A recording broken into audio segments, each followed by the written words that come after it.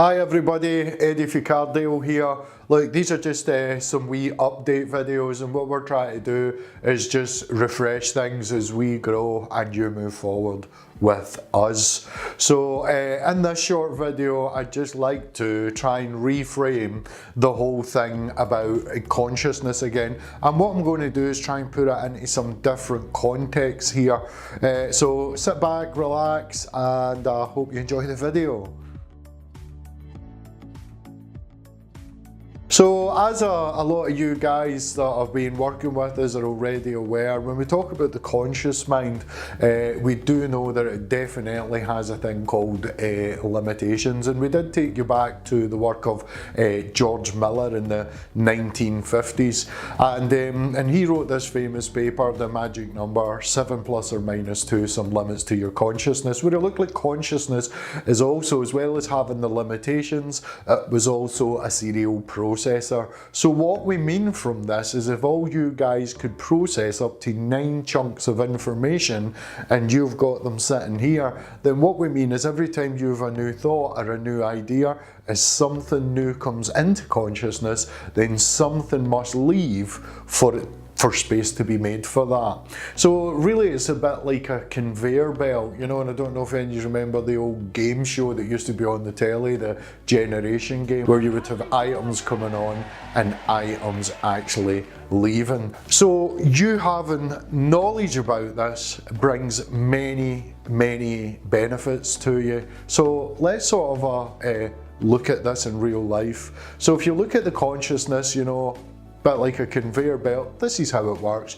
Don't know if you've ever been sitting at home at night, maybe got a beer, glass of wine at your feet, and you keep looking down at it because you know past kickovers is not too good for the carpet.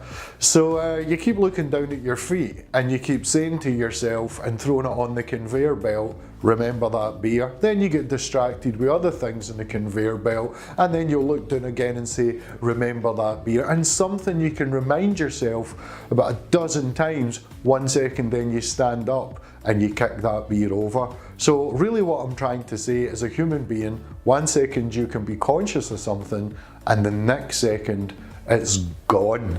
So this is why we sort of push this whole idea of about see it, fix it, or what safety people call immediate corrective action. And let me give you another interesting point on that, because if we now come into the 1980s, they reenacted a lot of this work and they added a thing called the 30-second rule. And what they got for that was your conscious mind can only hold information for a maximum of 30 seconds, and then it gets bored, and then it's on to something new. So that's that feeling you get when you're at home. You walk into a bedroom, mega confident, and then you find yourself standing in the middle going, what the hell did I come in here for? And then you've got to mentally try and backtrack on that as well.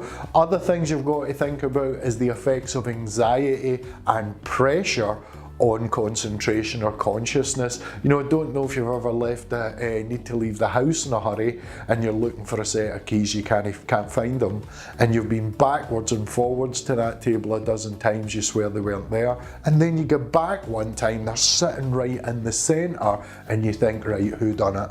Who done it? Okay, so really all I'm trying to highlight here to you is, yeah, safe systems of work and the organisation of work have probably brought more benefit to our health and safety than anything. But what you guys have to remember, jumping these final hurdles of getting home safe, is for you understanding where these wee holes are. And it's up to you guys to start working in unity together as a community to try and help plug these gaps. So guys, this is why it's so important for you guys to start thinking about a safety reminder community. And that's where we don't think about the 5-step plans to approaching people. What we actually focus on is how do I respond when somebody in the community is coming to try and make sure I get home. And if we can respond with a bit more positivity and a bit more debate rather than anger and the old F off scenario, then hopefully It'll be these types of conversations that can plug that hole and make sure we're all getting up the road all right.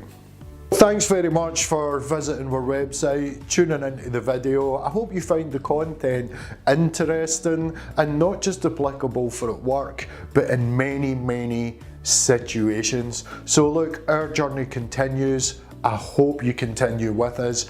Join us in social media. Visit our website, www.cardale.com. We're in Twitter, we're in LinkedIn.